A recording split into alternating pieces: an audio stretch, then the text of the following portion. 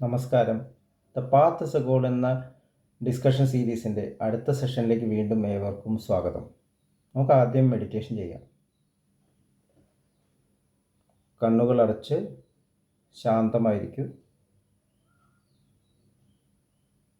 ഭൂമി മാതാവിനോടും സർവചരാചരങ്ങളോടും അന്തരീക്ഷത്തോടും കൃതജ്ഞത രേഖപ്പെടുത്തൂ.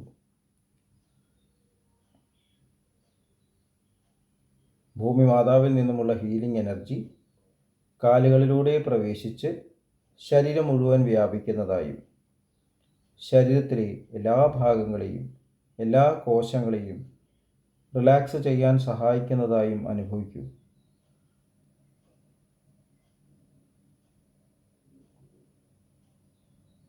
ഇപ്പോൾ ശരീരം പൂർണ്ണമായും റിലാക്സ്ഡായി.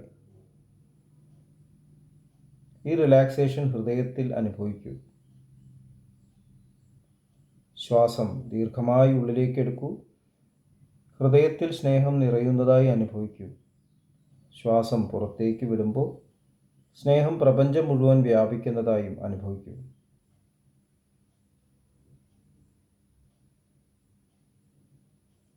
ഹൃദയത്തിൽ കുടികൊള്ളുന്ന സ്നേഹത്തിൻ്റെ സ്രോതസ്സിൽ നിന്നും ഉദ്ഭവിക്കുന്ന ദിവ്യപ്രകാശം മനസ്സിനെ ആകർഷിക്കുന്നതായി അനുഭവിക്കൂ. ആ ദിവ്യപ്രകാശത്തിൽ ധ്യാനം ആരംഭിക്കൂ. മനസ്സിൽ ചിന്തകൾ വരുന്നുണ്ടെങ്കിൽ മൃദുവായി അവയെ അവഗണിക്കുക. ദിവ്യപ്രകാശത്തിൽ ധ്യാനം തുടരുക. Please start meditation.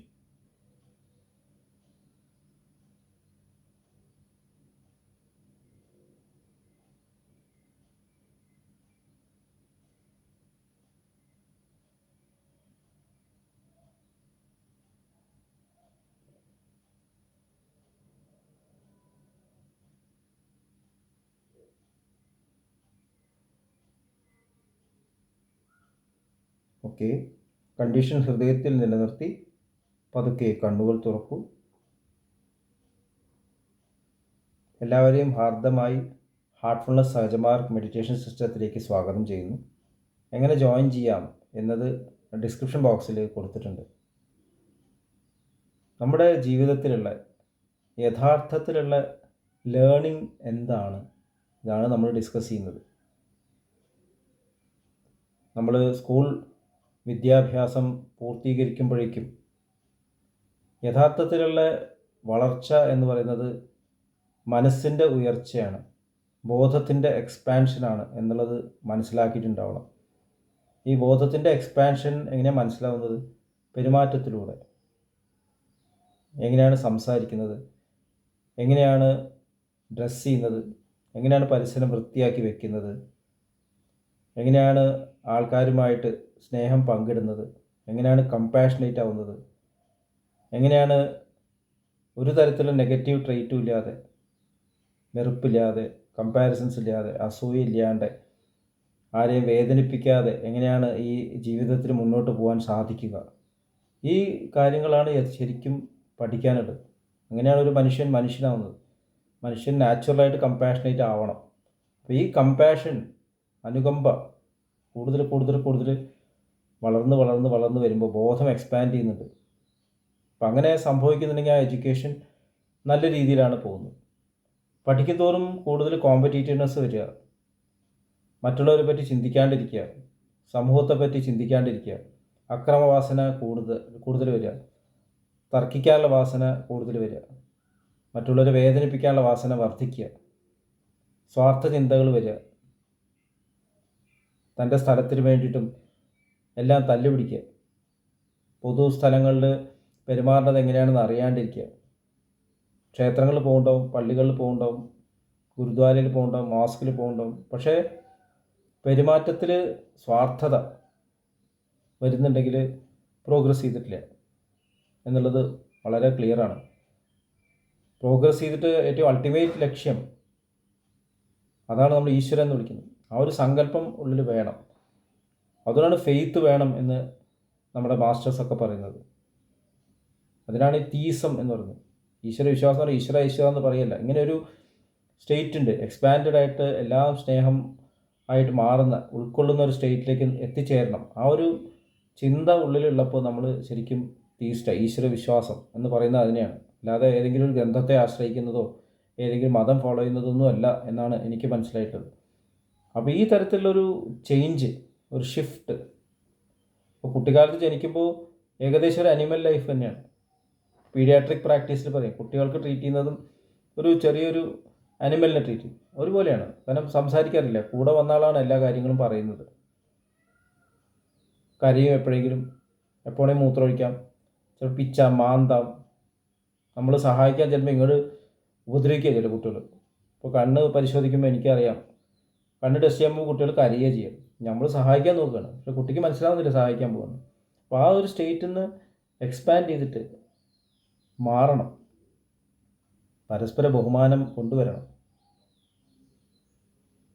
അപ്പോൾ ഈ തരത്തിലൊരു ചേഞ്ച് വരുമ്പോൾ നമ്മൾ സ്പിരിച്വൽ ആയി. ഇതാണ് സ്പിരിച്വാലിറ്റി എന്ന് പറയുന്നത്. സ്പിരിച്വാലിറ്റി എന്ന് പറയുന്നത് എന്തോ ഒരു അത്ഭുതകരമായിട്ടുള്ള ഒരു സെപ്പറേറ്റ് ആയിട്ട് ഇങ്ങനെ സിസ്റ്റം ഒന്നുമില്ല. ഇതാണ് സ്പിരിച്വൽ ആവുക എന്ന് പറയുന്നത്. അപ്പോൾ അങ്ങനെയാകുമ്പോൾ അങ്ങനെയുള്ള കോപ്പറേറ്റീവ് സൊസൈറ്റീസ് ഓട്ടോമാറ്റിക്കായിട്ട് വരും. ചാരുജി മഹാരാജ് പറയുന്നുണ്ട് എങ്ങനെയാണ് ഈ തരത്തിലുള്ള സത്സംഗങ്ങൾ ഉണ്ടാവുക. അപ്പോൾ ചാരുജി മഹാരാജ് ഇറ്റ് കംസ്, മഴ പെയ്യുമ്പോൾ തടാകം ഉണ്ടാവുന്നത് പോലെ ഈ തരത്തിലുള്ള വ്യക്തിത്വങ്ങൾ കൂടിക്കൂടി വരുമ്പോൾ അറിയാതെ അങ്ങനെയുള്ള സത്സംഗങ്ങൾ, കൂട്ടായ്മകൾ വരാൻ തുടങ്ങും. ആർട്ടിഫിഷ്യലായിട്ട് ഇമ്പോസ് ചെയ്യുമ്പോൾ അത് സംഭവിക്കുന്നില്ല. നമ്മളൊരു സ്ഥലത്ത് പോയിട്ട് ഒരു മെഡിറ്റേഷൻ ഹാൾ പണിയുക, ഒരു ക്ഷേത്രം സ്ഥാപിക്കുക, അതൊന്നും സമൂഹത്തിനെ മാറ്റാൻ സാധിക്കാത്തത് എഡ്യൂക്കേഷൻ പ്രോസസ്സിലുള്ള ഈ ഫ്ലോ ആണ് എന്നാണ് എനിക്ക് തോന്നുന്നത്. എഡ്യൂക്കേഷൻ പ്രോസസ്സിൽ ഈ സ്വഭാവവിശേഷതയ്ക്ക് പ്രാധാന്യം വന്നാൽ ഓട്ടോമാറ്റിക്കായിട്ട് ഗ്രൂപ്പായിട്ട് മെഡിറ്റേറ്റ് ചെയ്യാനും നല്ല കാര്യങ്ങൾ ഡിസ്കസ് ചെയ്യാനുമുള്ള സെൻറ്റേഴ്സ് പൊന്തി വരാൻ തുടങ്ങും. ഇപ്പോൾ ഗോസിപ്പിംഗ് സെൻറ്റേഴ്സ് ഉണ്ട്. ഇപ്പോൾ ഇലക്ഷൻ വരികയാണ്, ഇലക്ഷനെ പറ്റിയിട്ട് ചർച്ച ചെയ്യാന്ന് പറഞ്ഞാൽ ഭയങ്കര തിരക്കാണ്. ചാനലൊക്കെ നോക്കിയാൽ അറിയാം, പരസ്പരം പഴിചാറുക, ന്യൂസ് പേപ്പർ റിപ്പോർട്ട്സൊക്കെ അങ്ങനെയാണ്. അതിൻ്റെ നേരെ വിപരീതമായിട്ട് നല്ല ചിന്തകളുള്ള ആൾക്കാർ കൂടിച്ചേരുമ്പോൾ അതിൻ്റെ സത്സംഗം എന്ന് പറയുന്നത്. ഭഗവത്ഗീതയിൽ ഭഗവാൻ പറയുന്നുണ്ട് പരസ്പരം ഈ തരത്തിലുള്ള കാര്യങ്ങൾ മാത്രം ചർച്ച ചെയ്യുന്നൊരു സൊസൈറ്റിയാണ്, ഒരു ഹൈലി ഇവോൾവ് സൊസൈറ്റി. അപ്പോൾ ഇതിന് അക്രമവാസന ഉണ്ടാവില്ല. അടുത്ത ജനറേഷൻ കുട്ടികൾ ഓട്ടോമാറ്റിക്കായിട്ട് അങ്ങനെ അട്രാക്ട് ചെയ്യപ്പെടും. അപ്പോൾ മുമ്പേ പോകുന്ന വ്യക്തികളാണ് അടുത്തുള്ള ജനറേഷൻസിനെ അട്രാക്ട് ചെയ്യുന്നത്. മുമ്പേ പോകുന്ന മനുഷ്യ പരമ്പര പലപ്പോഴും സ്വാർത്ഥ തലത്തിലേക്ക് പോയതായിട്ടാണ് കാണുന്നത്. നമ്മുടെ രാജ്യം സ്വാതന്ത്ര്യം കിട്ടിയ ഉടനെ തന്നെ വിഭജനമാണ് ഉണ്ടായത്, അക്രമമാണ് ഉണ്ടായത്. അപ്പോൾ നമുക്കൊരു നല്ല ഒരു ഹിസ്റ്ററി അല്ല പഠിക്കാനുള്ളത്. അതിൽ ഈ അക്രമം മാറ്റാനായിട്ട് അഹിംസാ സിദ്ധാന്തം മുന്നോട്ട് കൊണ്ടുവന്ന മഹാത്മാഗാന്ധിജിയെ അസാസിനേറ്റ് ചെയ്തു. അതുമാത്രമല്ല മഹാത്മാഗാന്ധിജിയെ വീണ്ടും വീണ്ടും ഇപ്പോൾ അസാസിനേറ്റ് ചെയ്തുകൊണ്ടിരിക്കുകയാണ്. അദ്ദേഹത്തിൻ്റെ ടീച്ചിങ്ങിനൊന്നും ഇപ്പോൾ റിലവൻസ് ഇല്ല. കാരണം അദ്ദേഹം ഒരു ഫിലോസഫിയും രൂപീകരിച്ചില്ല, അദ്ദേഹം ഒരു മതവും ഫോളോ ചെയ്തില്ല. അപ്പോൾ ഏതെങ്കിലും ഒരു ചട്ടക്കൂടിൽ നിന്നുകൊണ്ട് നമ്മൾ എന്തെങ്കിലും ചെയ്യുക എന്നുള്ളതല്ല ശരിക്കും മനുഷ്യത്വം എന്ന് പറയുന്നത്. നാച്ചുറലായിട്ടുള്ള എക്സ്പ്രഷൻ ആവണം. അങ്ങനെ എക്സ്പ്രഷൻ വരുന്ന ആൾക്കാർ കൂടിച്ചേരുമ്പോൾ അതിനെ സത്സംഗം എന്ന് പറയുന്നത്. സത്സംഗം ഇനിയും ഉയരാം, ഇനി അങ്ങനെ ഒരു സാധ്യതയുണ്ട് എന്ന് വരുമ്പോൾ കൂടുതൽ ഉയർന്ന വ്യക്തിത്വങ്ങളെ കാണാൻ സാധിക്കും. അതുവരെ അവിടെ ഉണ്ടാവും, നമ്മൾ ശ്രദ്ധിച്ചിട്ട് തന്നെ ഉണ്ടാവില്ല. ഇപ്പോൾ മഹാത്മാഗാന്ധിജിയുടെ ഉദാഹരണം തന്നെ പറയാം. മഹാത്മാഗാന്ധിജിയുടെ ലിറ്ററേച്ചറിൽ ഞാൻ അത്ഭുതപ്പെട്ടു. ഈ അടുത്ത് ബോംബെയിൽ മണിഭവൻ അദ്ദേഹം പ്രവർത്തിച്ചിരുന്ന സ്ഥലത്ത് പോയപ്പോൾ ഇത്ര ലിറ്ററേച്ചർ അവിടെ കിടക്കുന്നു.